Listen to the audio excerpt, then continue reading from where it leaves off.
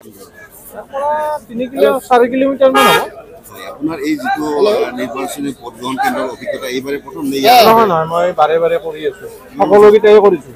আমি চাকৰি 30 বছৰ হ'ল, 30 বছৰ হ'ল, 30 বছৰে কৰি আছো। মই ডিউটি ইলেকশ্যন দি আছো।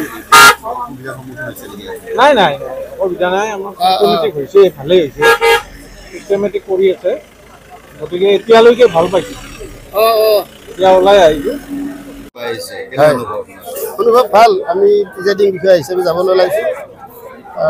খুব ধুনীয়াভাৱে পৰিচালিত হৈ আছে।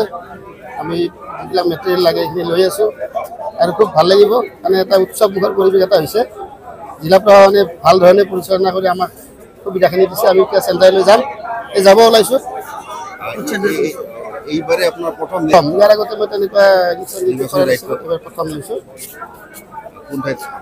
মই হাতী নামাতি ইয়াৰ পৰা 3-4 কিলোমিটাৰ মান হ'ব। ওচৰতে হ'ব। ওচৰতে।